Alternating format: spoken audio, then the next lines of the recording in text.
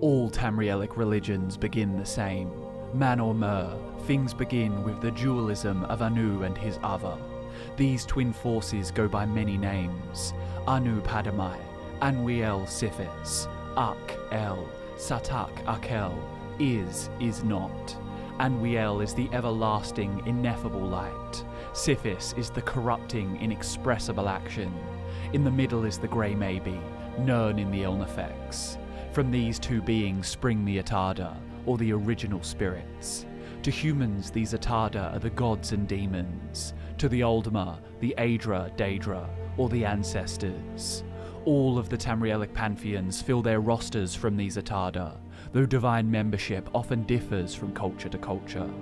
The magical beings of mythic Orbis live for a long time and have complex narrative lives, creating the patterns of myth. These are spirits made from bits of the immortal polarity. The first of these was Akatosh, the Time Dragon, whose formation made it easier for other spirits to structure themselves. Gods and demons form and reform and procreate. Finally, the magical beings of mythic Orbis told the ultimate story, that of their own death. For some, this was an artistic transfiguration into the concrete, non-magical substance of the world. For others, this was a war in which all were slain, their bodies becoming the substance of the world. For yet others, this was a romantic marriage and parenthood, with the parent spirits naturally having to die and give way to the succeeding mortal races. This story, told by the original spirits, was the manifestation of one god's dream, a god named Lorcan. The monomyth goes on to tell the individual creation stories of various Tamrielic mortal races, but I want to look at creation through a different lens. All we know about the Aedra and Daedra comes from a specific perspective. You could delve into every archive in Tamriel, comparing elven sources with human sources with beastfolk sources. You could ask mages and warriors, kings and commoners. Whatever you do makes no difference, as this perspective is the mortal one. Our understanding of the distinction between Aedric and Daedric is unique to Nirn and the finite beings that inhabit the planet. So that begs the question, what is the real difference between the Aedra and Daedra? Hey guys, it's Drew here and welcome back to FudgeMuppet. Today we're going to get to the bottom of this pressing question, and it's going to test our inferior mortal brains. Hermaeus Mora, the demon of knowledge, and Julianos, the divine of wisdom, would both laugh at our efforts, but I think it's worth looking deeper into the differences between them, and how arbitrary these differences may actually be. So let's get started. Surprisingly often I find that the most coherent, rational takes on the mysteries of the universe come from the most unlikely of places. Who would have thought the realm of madness, the Shivering Isles, would house the being with the most enlightened understanding of the topic? In an interview with a mortal, Sheogorath's Chamberlain Haskell had this to say on the nature of Daedra. He says, "Your lore of those disparate beings that you lump together as Daedra is based on nothing. Lies and half-truths told by traitors, rebels, miscontents and weaklings, who've had the misfortune to become involved with mortals. Or with Mehrunes Dagon, do not speak his name to me again, the master of scum, the pawn of every prince of true power, the dupe of every schemer in the 19 voids. Do you think you know anything of the politics, factions, feuds, vendettas and wars of Oblivion? Do you think Oblivion's such a simple place?" Simply put, Haskell asserts that this categorizing word, Daedra, is meaningless. No Daedra lord will ever perceive themselves to be a Daedra lord. Only a mortal could have such unsubstantiated arrogance to believe that they could understand immortal beings, and hope to define them. Those weaklings Haskell mentioned, who had the misfortune of becoming involved with mortals, are the divines, and any assertion that they are somehow superior to any other gods as a result of this involvement is a lie. We've established that the distinction between Aedra and Daedra is in their very names. The aptly named text called Aedra and Daedra sums it up well. The designations of gods, demons, Aedra and Daedra are universally confusing to the layman. They are often used interchangeably. Aedra and Daedra are not relative terms. They are elvish and exact. Azura is a Daedra both in Skyrim and Morrowind. Aedra is usually translated as ancestor, which is as close as Cyrodiilic can come to this elven concept. Daedra means roughly not our ancestors. This distinction was crucial to the Dunmer, whose fundamental split in ideology is represented in their mythical genealogy. Aedra are associated with stasis. Daedra represent change. Makes sense, right?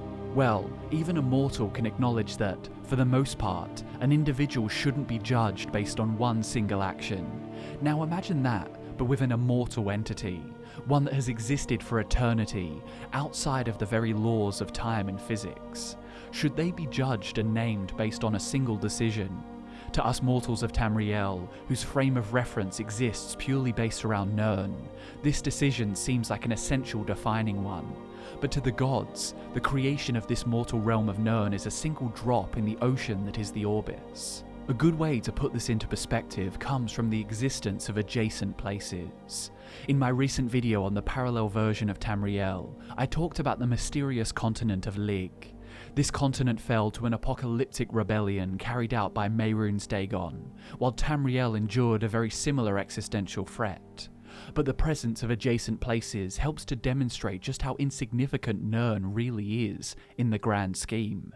If Lorkhan is constantly and simultaneously attempting to create his perfect mortal realm, deceiving the many original spirits into helping him, then their roles as ancestors or not ancestors are subject to change on each occasion.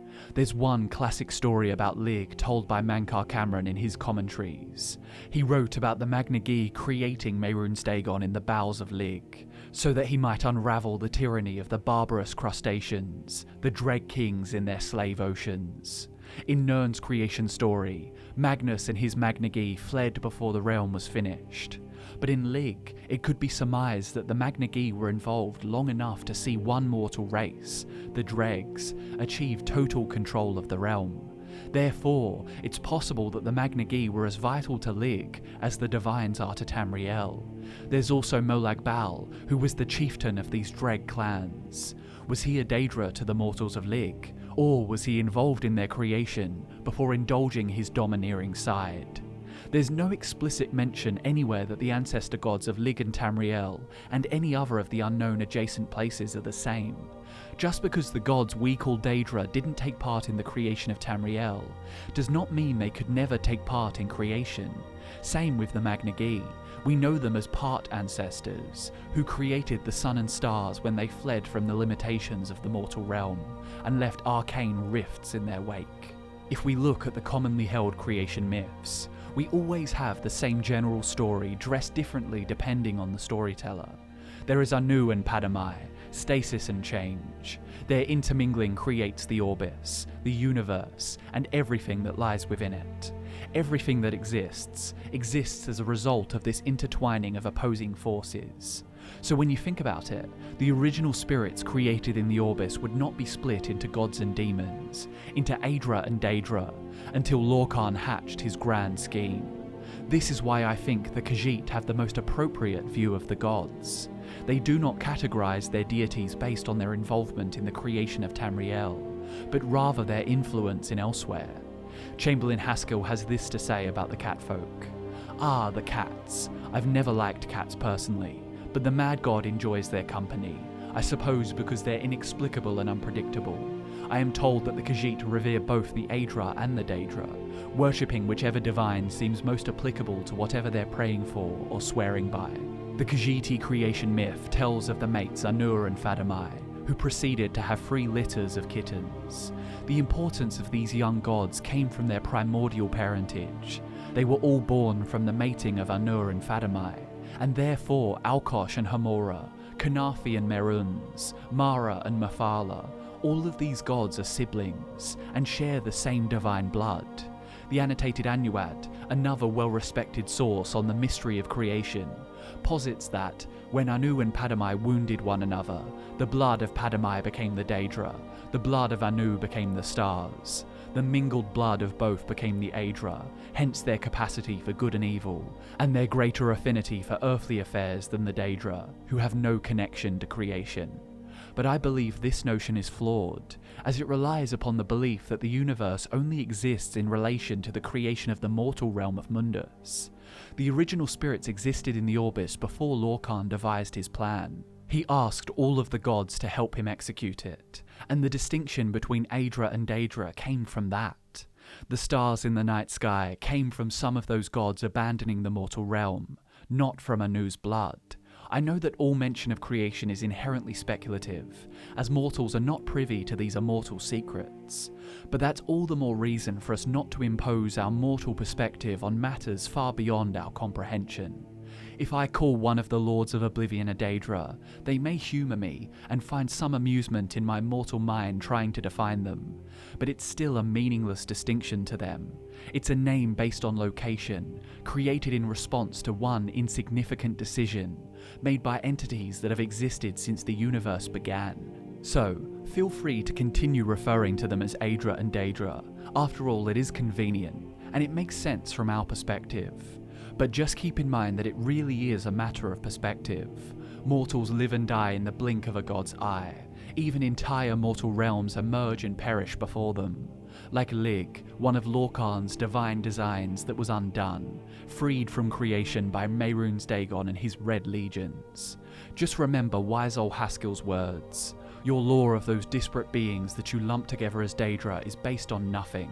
Lies and half-truths told by traitors, rebels, miscontents and weaklings, who have had the misfortune to become involved with mortals. I hope you enjoyed the video, guys. Thanks so much for watching. I've been Drew, this has been FudgeMuppet, and I'll see you in the next one.